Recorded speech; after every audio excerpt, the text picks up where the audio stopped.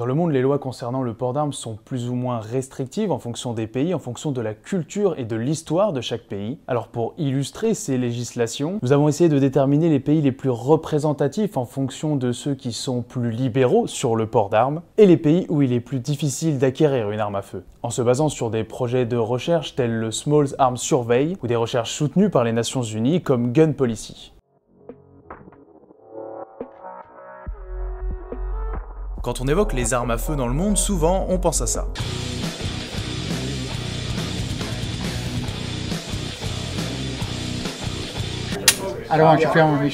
C'est-à-dire évidemment aux États-Unis, là-bas le droit de posséder une arme à feu est inscrit dans la Constitution, dans le fameux deuxième amendement qui date de 1791. Cependant, des États présentent des mesures plus restrictives que d'autres. Par exemple, si vous voulez posséder une arme à feu en Californie, une vérification de vos antécédents concernant notamment votre santé mentale sera exigée.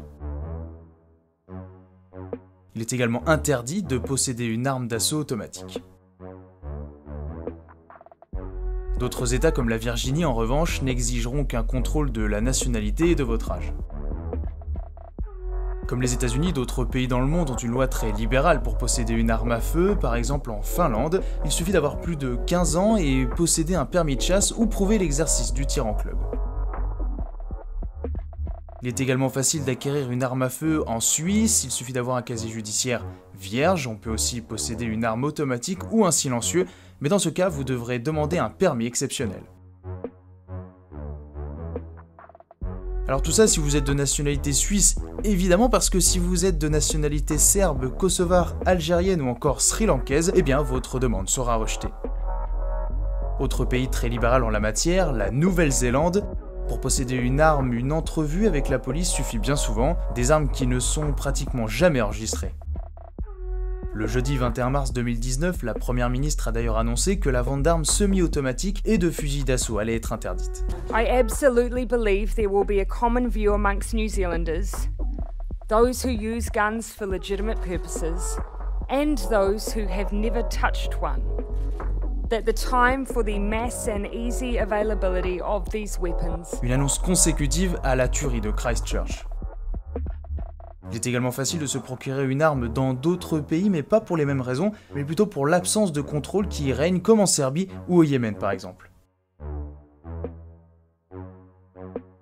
En revanche, dans d'autres parties du globe, il est beaucoup plus difficile de s'en procurer une. Par exemple, si vous êtes japonais, c'est un véritable parcours du combattant qui vous attend.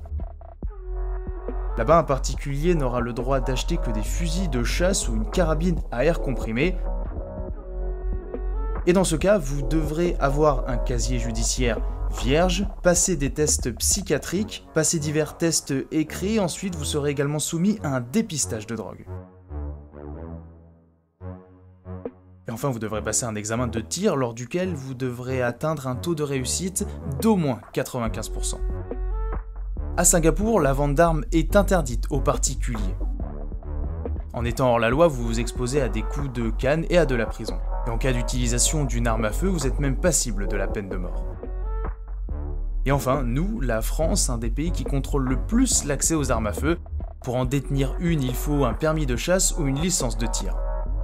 Sachant que les armes sont classées en 4 catégories, A, B, C ou D, A étant la catégorie d'armes la plus dangereuse et sa vente est interdite aux particuliers.